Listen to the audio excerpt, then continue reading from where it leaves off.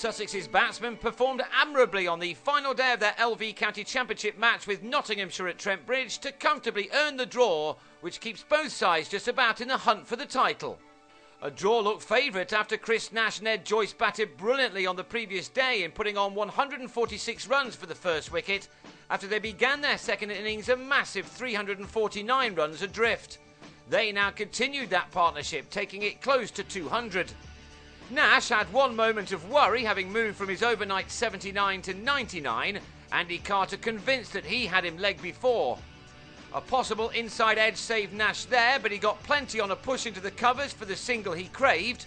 His excellent ton had arrived off 187 balls, and it was his second of the summer, both coming against this opposition.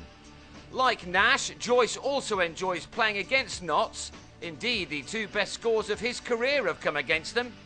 Another 100 for him looked a certainty, but the Irishman was out too shy of it, courtesy of a stunning catch off camera by Michael Lum, which brought an end to a match-saving opening stand of 216. It was the first wicket to fall in the game for 113 overs.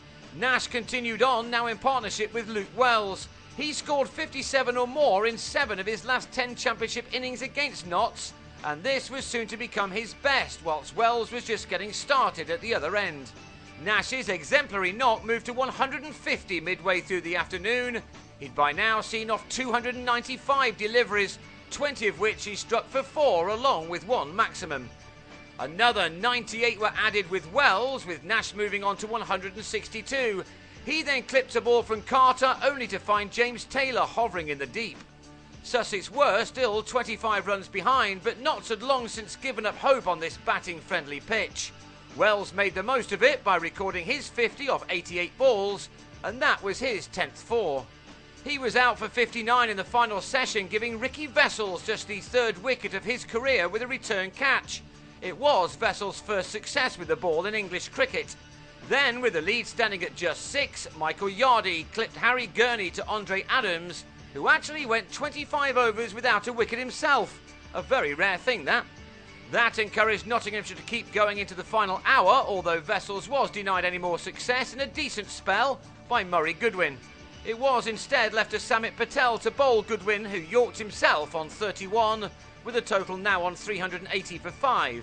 Notts had another 4 overs at Luke Wright and Ben Brown, but then decided enough was enough, and that 11 points for a draw was as good as they were going to get. That puts them level on the top of the table with Warwickshire, who do have a game in hand against Middlesex this week. Sussex, who claim 4 points from this game, are now 28 points adrift.